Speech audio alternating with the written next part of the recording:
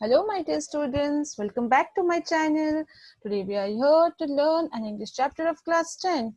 The name of the chapter is What is Moral Action, and it's written by Gandhi, a very well-known personality. So let us learn the chapter. But before that, students, if you are viewing my video for the first time, to subscribe my channel and hit the bell icon so that you get the notifications of my latest upcoming videos. Do watch the video till end, and if you like it, do hit the like button and to comment in the comment section. We have lots more to bring up in this channel for you all. So subscribe and have the benefit of all the videos. So let's move on to the chapter, and we have about the author. He's a very well-known person whom you can see on the screen. Let us know more about him here. Mohandas Karamchand Gandhi. From 1869 to 1948, to the millions of Indians, Mahatma Gandhi was the greatest of contemporary Indians and certainly one of the great men of all times. He was the mightiest force in the Indian political scene for nearly half a century and remained the profoundest influence on all areas of public life. His method of nonviolence and truth won freedom for India without bloodshed and demonstrated to the modern man how love is more powerful than nuclear bombs. Proper to the man's ideals, Gandhiji's life and work are an open book. Gandhiji wrote and spoke tirelessly, using his characteristics, charm, and simplicity, for which his autobiography is the finest example. So here, students, he is the greatest contemporary Indian, and he has been famous in uh, among all the times. He is the mightiest force. He has played such a wonderful role in all walks of life, not only political scene, but each and every areas of public life. He has influenced everybody. He had followed the non-violence method, and we are very well known about all those histories. And he was even a great writer, and he spoke tirelessly, and he used his characteristics, charm, and simplicity wherever he went. As we all know, he was known for his moral actions, his non-violence method. So let us see what we have to learn in this chapter today. So this was about the author. Let us see the chapter. Here his is about a moral action. So it starts, when can it be said that a particular action is moral? The chapter starts with a question, when can you say that it is your action which you are doing is a moral action?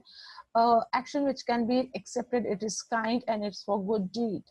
So in asking this question, the intention is not to contrast moral with immoral actions, but to consider many of our everyday actions against which nothing can be said from the conventional standpoint and with some regard as moral.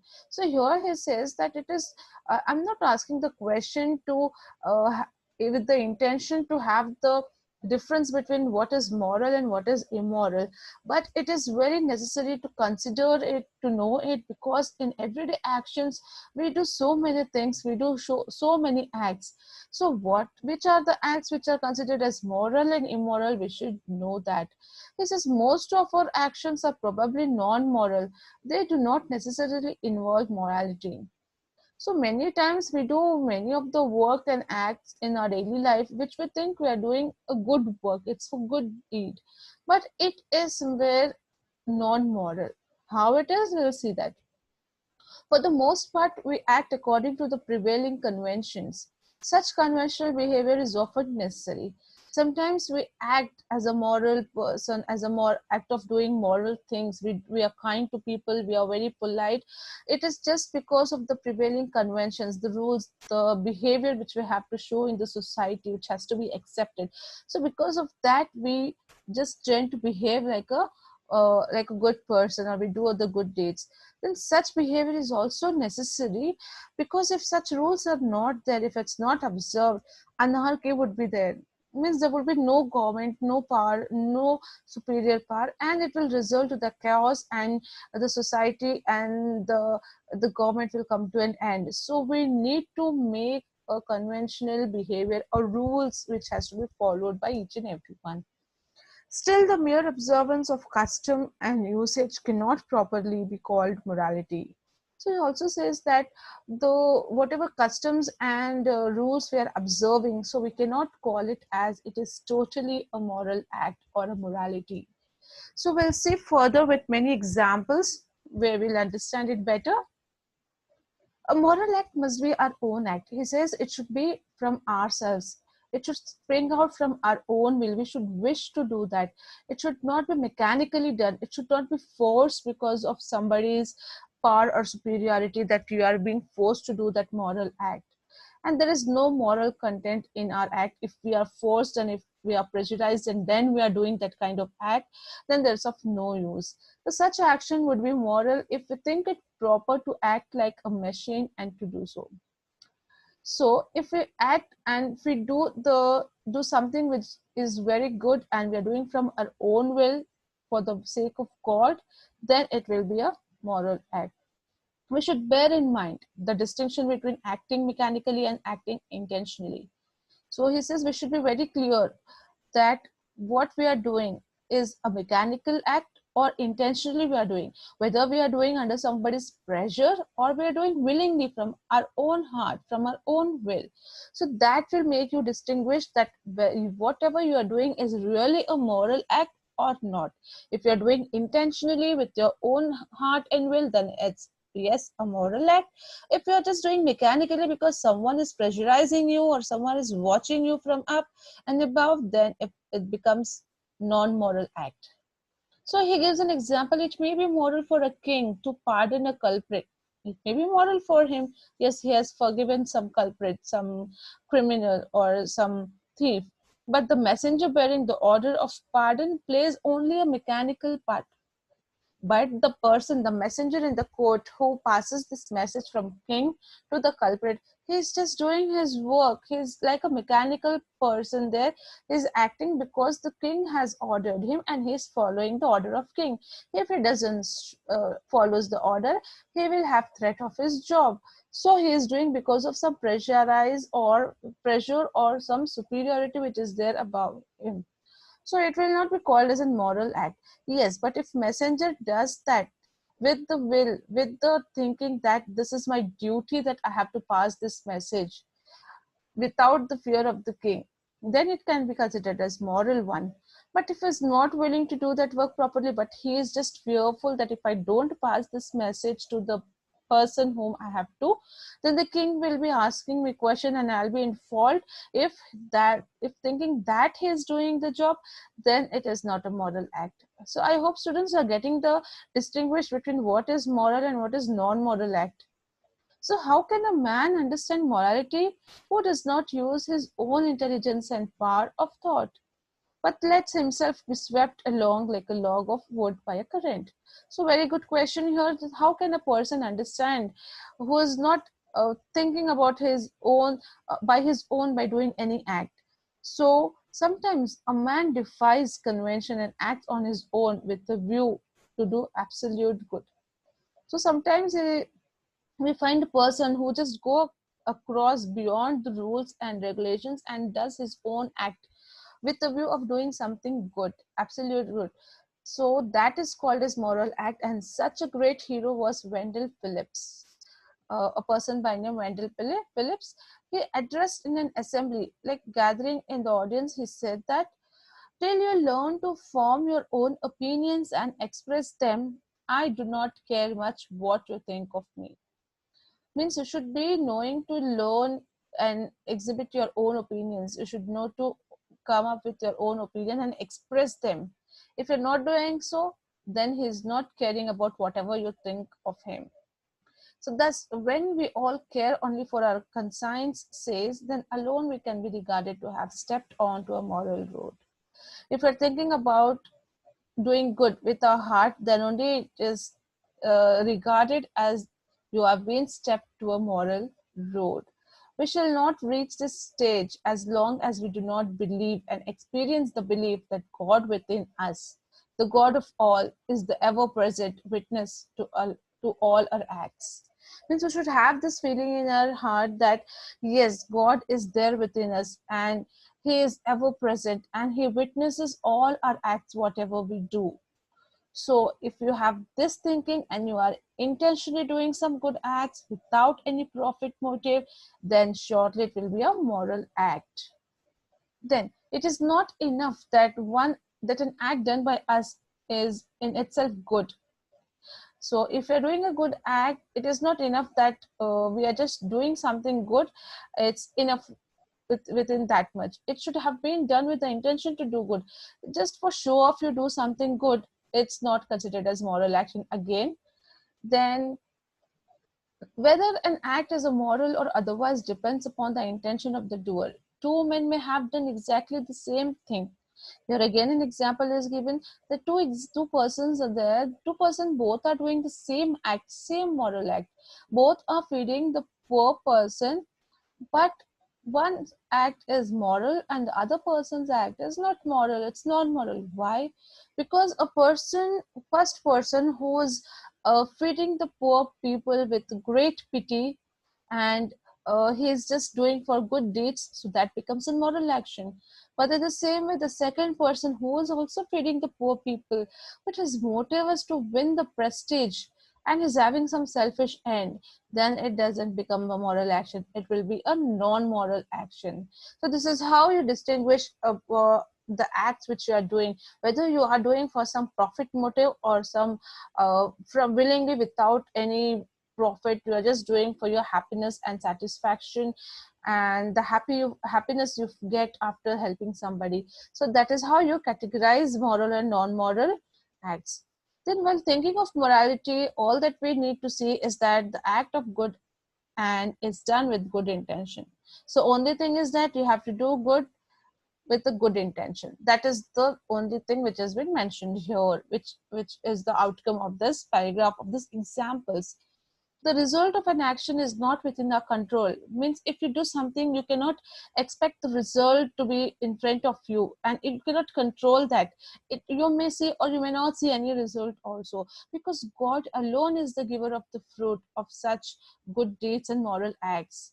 And we always call historians, we have always heard about this Emperor Alexander the Great. All historians have given him this title as Alexander the Great. But here he says that wherever he went, he took the Greek language, he took the Greek culture, arts, and manners. And today we enjoy the benefits of Greek civilization.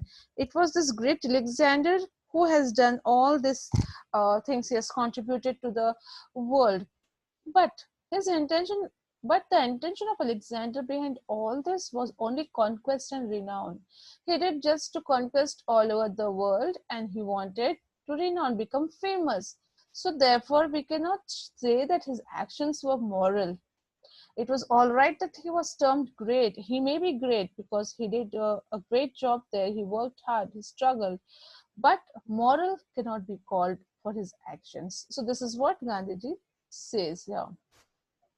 Then these reflections prove that it is not enough for moral act to have been done with good intention, but it should be have done without compulsion. So one more thing we come to know here, that moral act, if you're doing with good intention, yes, but it should be done without any compulsion. You should not have any force or pressure from above. It should be from your heart, from your good intention, willingly. Though you are not doing for any profit, but you should not have any compulsion also. Without compulsion, if you are doing without any pressure, then it's a good act. Similarly, there is no morality in my living a simple life and unpretentious life if I have not the means to live otherwise. So one more example is given. If I'm late for my office, I get up early in the morning, and I just get up early and do all my things, and I move for the office. Why? Because I know if I go late, I'll be nicely getting dose from my boss. So that may not be a moral act, that you are getting up early, because you are having some profit motive there behind that. You have a reason that if you don't get up early, you'll be late, and then again, what are the situations you have to fail? You may lose your job, you may lose the situation. So that is not a moral act there. Similarly, if you are living a simple and unpretentious life, very simple and plain life, just because you are not having the means to live in a luxurious life, if you are living a simple life because of that, then it's not a moral, because you have to live that way because you don't have any other means. But if you are very wealthy, you are rich, and then too you are living your plain and simple life, that we may call that you are living a moral and a simple life, then it can be considered as a moral act, because you're sacrificing your ease and your luxury, and you are living a plain simple life because for the sake of God, because sake of moral act, that would be considered. But when you don't have any other option, you are not having any other means, and then you are living simple life, you are forced to live, then it's not considered as a simple or a moral act. Likewise, it is only selfish and not moral of an employer to sympathize with his employees or to pay them higher wages lest they leave him. So one more very good examples have been put up here, students, that if the employer, the one who provides job in his company, if he's sympathizing, if he's feeling pity and he's paying more to his employees, why? Because he has the fear that if he don't pay them good wages or salaries, they may live and go. If he's paying with that intention, then again it is not a moral act. But if he's paying more because he knew that kind of work and the way, the respect they are giving, and they are working for the prosperity of the company, and then with that happiness, if he is giving more of the wages, then it can be considered as moral act. But because of the fear of leaving the job and going, and he'll have no workers, if for that purpose he is giving the more of the wages, then it will be again a non-moral act. This means that for an act to be moral, it has to be free from fear and compulsion. There should be no fear and compulsion. And then if you are doing a moral act, then it will be considered as a true act. So when the peasants rose in revolt and with bloodshot eyes went to King Richard II of England demanding the rights, and he granted the rights under his own seal and signature. So here again there's one example of King Richard II, who had given the rights to the person, to the peasants there, with his own sign and seal in front of them, because they had revolted so badly that he was in the verge of losing his seat. So because of, to overcome that danger, what he did, he just gave the rights to them. But once everything was stable, again he took back the papers which were signed, and he started acting again the same way. So this was again a selfish motive, and there was a profit, or you can say some kind of intention behind that. It was not a good intention. He only thought for his own profit. So this will not be considered as moral act. It is immoral. Now, for his first act was done only out of fear and had not an atom of morality about it. So first step where he signed it, it will not be called as a moral act, because he was having that fear that if he doesn't give this to them, he will be losing his seat. So this will not be considered as a moral act. Then we have, just as moral action should be free from fear or compulsion, so should there be no self-interest behind it. Again, the point is repeated here, that it should not be done with the fear, it should not be done with some pressure above you, and there should not be any self-interest behind it. Means you are thinking that if I do this, I'll be getting some profit, or I'll be getting back this. If you are doing with that intention, again it will be worthless, and it will be not a moral action. So that is what written. And as Shakespeare says, love born out of profit motive is not love. So this is how the moral act also goes with it. Then just an action prompted by the motive of material gain here on earth is non-moral.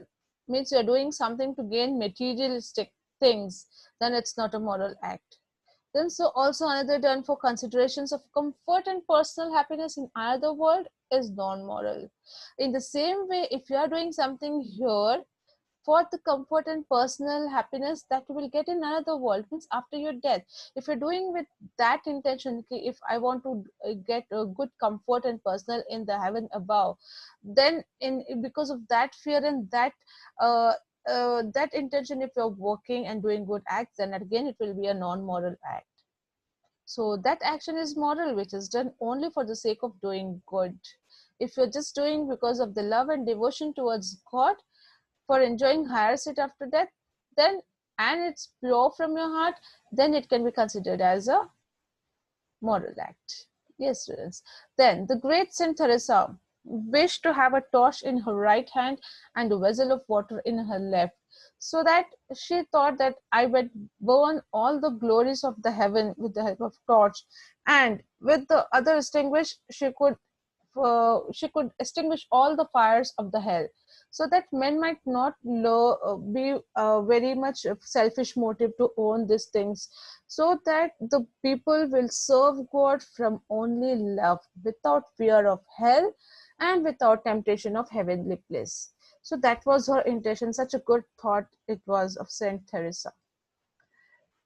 Then at last, to preserve morality, this demands a brave man. There should be a brave man with intelligence to face even death. And it is cowardice to be true with friends and to break faith with enemies. You should not be like that. Even if with enemies, you should treat and behave properly, in a good manner, in a moral way. Those who do good out of fear and haltingly have no moral virtue. Henry Clay, known for his kindliness, sacrificed his conventions to his ambition. Daniel Webster, for all his great intellect and his sense of the heroic and the sublime, once sold his intellectual integrity for price. Means here are great men, examples of great men who had sacrificed their moral behaviors, the rules at some extent. For example, here Henry Clay, who was very well known for his kindliness. He was very kind person. He sacrificed all his rules and behaviors because he wanted to fulfill his ambition. So again, the moral act, whatever he had done, was just a failure. It was not recognized. Then same with Daniel Webster, for all his great intellect and his sense of the heroic and the sublime, he sold all the integrity for a price. He sold all his knowledge and intelligence for a price. So again, by a single mean act, he wiped out all his good deeds. So you have to be very careful. Only just a single act can wipe out all your good deeds. And it takes a lot of time to do this and own these good deeds. This shows how difficult it is to judge a morality of man's action, because we cannot penetrate the depths of his mind. Very true, students. You cannot see or penetrate inside the mind, the depth of the mind of the person, whether he is doing this act with some profit motive and intention, or just as a kind deed or as a good deed. So we also have the answer to the question raised at the outset of this chapter: what is a moral action? Incidentally, we also saw which kind of men could live up to that morality. So you can come to know that what kind of men can live up to that morality, the one who is very true and very honest, and you have to recognize them, whether they have any selfish motive behind that or not. So in this way, by various examples, Gandhiji has given us very beautiful examples here in distinguishing what are moral actions and what are non-moral actions. I hope so you understood the difference between them, and will try to implement this in our lives and to do more of the moral actions. I hope this lesson was clear, students. If you liked it, hit the like button, and we'll be back again soon with many more videos. Thank you.